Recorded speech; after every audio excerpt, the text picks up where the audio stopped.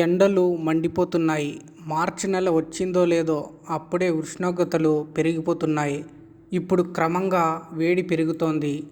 బయటకు వెళ్ళి ఇంటికి రాగానే అయితే ఫ్యాను లేదా ఏసీ ఆన్ చేయాల్సిందే అన్నట్టుగా ఉంది పరిస్థితి. మరి ఏప్రిల్, మే ఇంకా జూన్ నెలల్లో సీన్ ఎలా ఉండబోతుందో, ఈసారి మాత్రం నెత్తి మాడిపోయేలా ఉండబోతుంది అంటున్నారు శాస్త్రవేత్తలు. దీనికి తోడు సూర్యుడిపై నల్లమచ్చ శాస్త్రవేత్తలను టెన్షన్ పెడుతోంది. జూన్ లోపు దాని ప్రతాపం ఎలా ఉంటుందో ఊహించేందుకే ఆందోళన చెందే అంతగా ఆ ప్రభావం ఉంది. సూర్యుడు భగభగలాడతాడని తెలుసు, కానీ సూర్యప్రతాపం తీవ్రమైతే దాన్ని తట్టుకోవడం భూమిపై ఏ జీవి వల్ల కాదు. వేసవిలో టెంపరేచర్స్ని తట్టుకోలేకే చాలామంది ప్రాణాలు కోల్పోతుంటారు. అలాంటిది ఈసారి జూన్ నెలలోపే సోలార్ మ్యాక్సిమం ఉంటుంది అంటున్నారు. ఇంతకీ దీనివల్ల వచ్చే కష్టమేంటి, నష్టమేంటి? ఈ పరిస్థితి నుండి బయటపడే మార్గం ఏంటి? తీసుకోవాల్సిన జాగ్రత్తలేంటి? సూర్యుడిపై ఫిబ్రవరి 18న ఓ మచ్చ కనిపించింది. అయితే ఏంటి అనుకోవడానికి లేదు. అప్పుడే అది 3 సార్లు జ్వాల రగిలించింది. దీని దెబ్బకు హై ఫ్రీక్వెన్సీ రేడియో కమ్యూనికేషన్లకు ఇబ్బంది తప్పలేదు. కాకపోతే కరోనల్ ఎజెక్షన్స్ లేకపోవడం వల్ల కాస్త ఊరటనిచ్చే అంశం. ఫిబ్రవరి చివరి వారంలో ఈ మచ్చ దాని సైజులో 25% పెరిగిపోయింది. దీంతో భూమిపై రచ్చ మొదలైంది. ఎందుకంటే ఈ మచ్చ సైజు ఎంత ఉంటుందో తెలుసా? మన భూమి లాంటి గ్రహాలను దాదాపు 9 కలిపితే ఎంత సైజు ఉంటుందో ఆ మచ్చ సైజు కూడా అంతే ఉంటుంది. ఇప్పుడు 25వ సౌరచక్రం నడుస్తోంది. ఇది 2019లో స్టార్ట్ అయింది.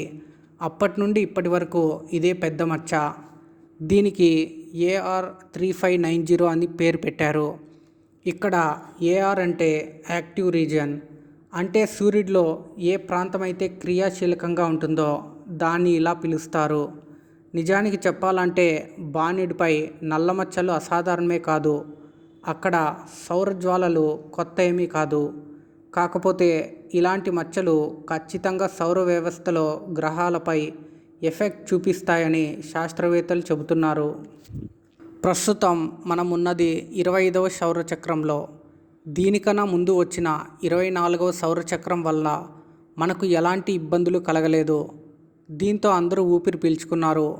కానీ 25వ సౌరచక్రం అలా కాదు. జూన్ లోపే దాని ప్రతాపం చూపించే ఛాన్స్ ఉంది. అలాంటప్పుడు దీని ఎఫెక్ట్ ఎర్త్పై ఎలా ఉంటుంది? ఈ మచ్చల్లో టెంపరేచర్ ఏమీ తక్కువ ఉండదు. దాదాపు 3600 డిగ్రీల సెల్సియస్ ఉంటుంది. గతంతో పోలిస్తే సౌర తుఫాన్ల తీవ్రత పెరుగుతోంది. అందుకే శాస్త్రవేత్తలు అంచనా వేసిన దానికన్నా ముందే, అంటే ఈ ఏడాది జూన్ లోపే సోలార్ మ్యాక్సిమం రావచ్చు. ఆ తర్వాత బాణుడి ప్రతాపం తగ్గినా అది తెలుసుకోవడానికి మరికొంత కాలం పడుతుంది. దాదాపు 30 ఏళ్ల కిందట, అంటే 1989 మార్చి నెలలో కెనడాలో జరిగిన ఓ ఘటన గురించి చెబుతాను. ఆ టైంలో అక్కడి క్యూబిక్ ప్రావిన్స్లో పవర్ సిస్టమ్ అంతా కుప్పకూలింది. కొన్ని లక్షల మంది ఇబ్బందులు పడ్డారు. దీనికి కారణం కరోనల్ మాస్ ఎజెక్షన్. వీటి వల్ల పవర్ గ్రిడ్స్ పనిచేయకపోవడం, ట్రాన్స్ఫార్మర్స్ పేలిపోవడం, కమ్యూనికేషన్ వ్యవస్థలు దెబ్బతినడం, విమానాల రాకపోకలు, ఇతర రవాణా వ్యవస్థలకు ఇబ్బందులు తలెత్తడం లాంటివి జరుగుతాయి. ఆయిల్ సప్లై చేసే పైప్లైన్ సిస్టమ్స్లోనూ ప్రాబ్లం వస్తుంది. ఇలాంటి సమయంలో ఉపగ్రహాలు పనిచేయడం ఆపేస్తారు, లేదంటే భారీ నష్టం తప్పదు.